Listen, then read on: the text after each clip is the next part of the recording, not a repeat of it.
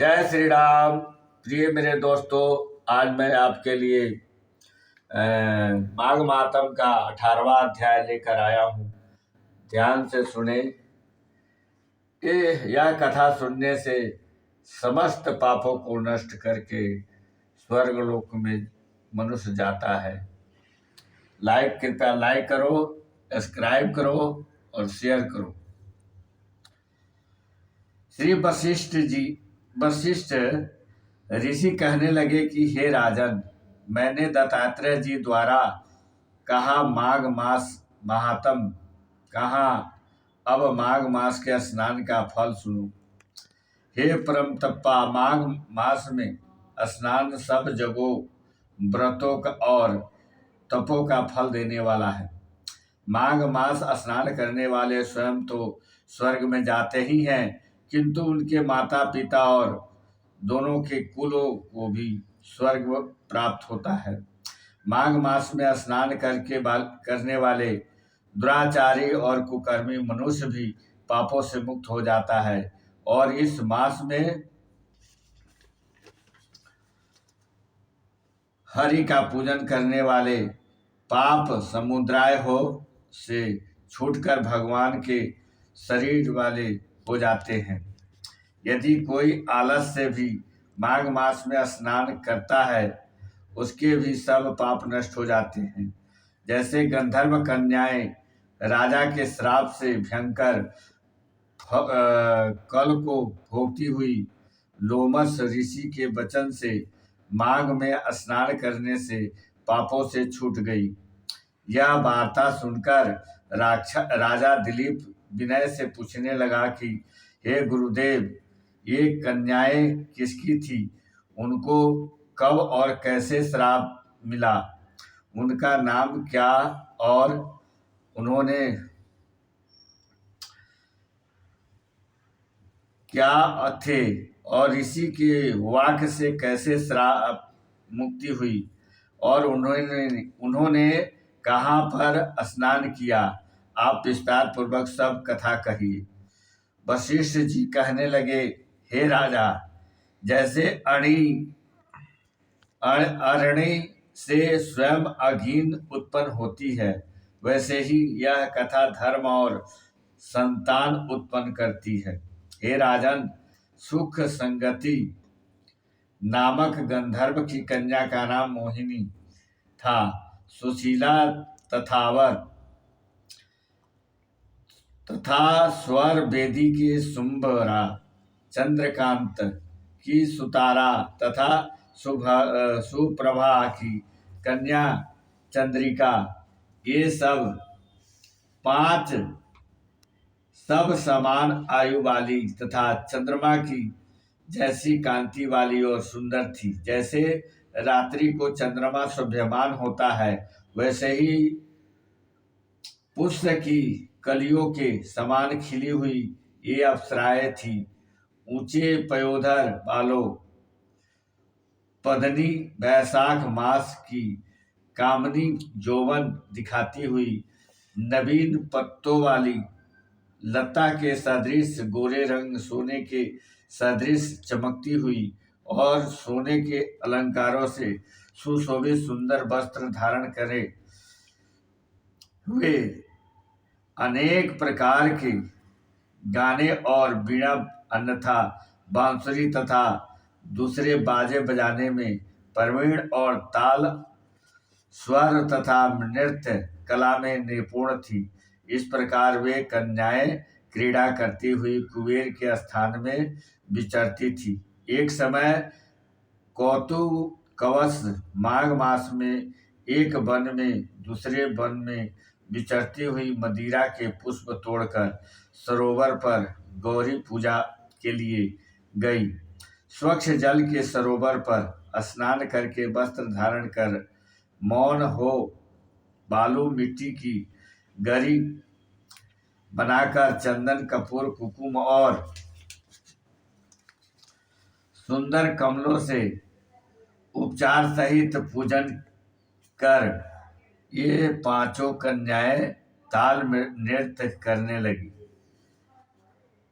कि फिर ऊंचे गद्दाधार स्वर में सुंदर गीत गाने लगा।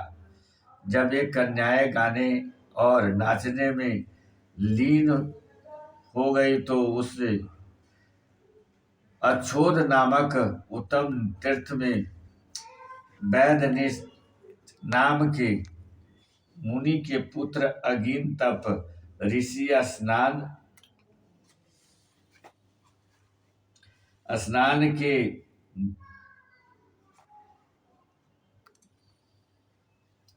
स्नान को गए।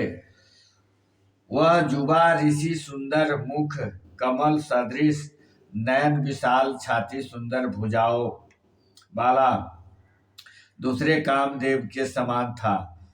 शिखा सहित दंड लिए, मृग चर्म ओढ़े, जगोपवीत धारण किए हुए उसको देखकर पांचों कन्याएं मुग्ध हो गई और उसका रूप एवं यौवन देखकर कामदेव से पीड़ित हो देखो देखो देखो ऐसा कहती हुई उस ब्राह्मण के चित्त में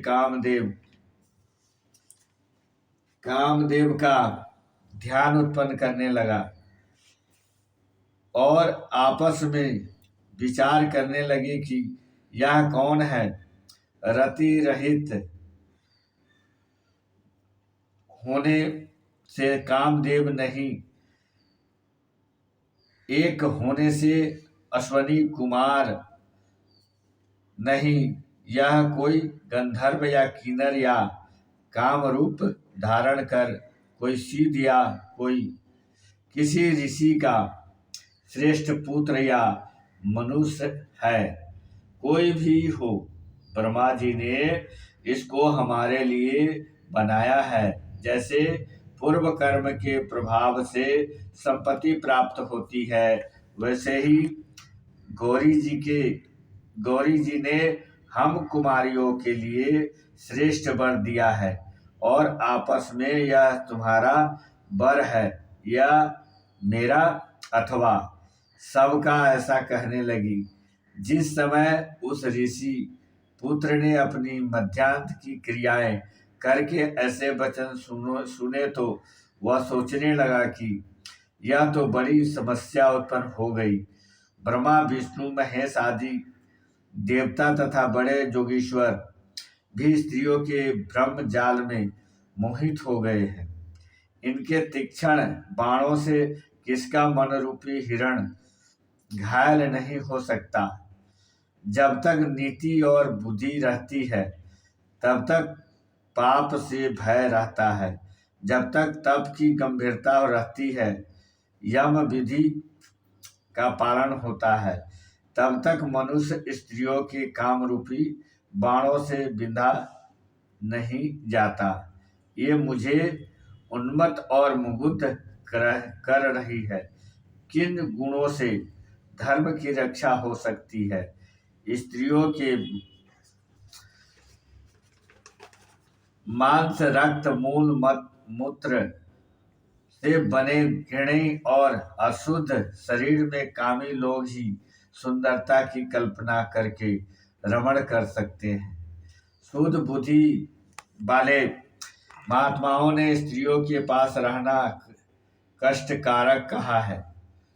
सो जब तक यह पास आवे, घर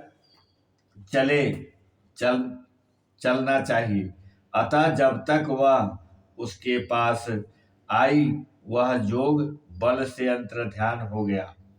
ऋषि पुत्र के ऐसे अद्भुत कर्म देखकर वहीं चकित होकर डरी हुई चारों तरफ देखने लगी और आपस में कहने लगी कि यह क्या इंद्रजाल था जो देखते देखते विलीन हो गया। और वह विरह की अग्नि में जलने लगी और कहने लगा कि हे कांत, तुम हमको छोड़कर कहाँ चले गए? क्या तुमको ब्रह्मा ने हमको विरह रूपी अग्नि में जलाने के लिए ही बनाया था? क्या तुम्हारा चित्त दया रहित है? जो हमारा चित्त दुखाकर चले गए। क्या तुमको हमारा विश्वास नहीं? क्या तुम कोई मायावी हो? बिना किसी अपराध के हम लोगों पर क्यों क्यों क्रोध करते हो? हे हृदयेश्वर, तुम्हारा बिना हम नहीं जिएंगे। जहाँ पर आप गए हो हमें शीघ्र ही ले चलो, हमारा संताप हरो और हमको दर्शन दो। दया करो, सज्जन लोग किसी का नाश नहीं देखते। प्रेम से बोलिए श्री शिव शंकर भगवान की।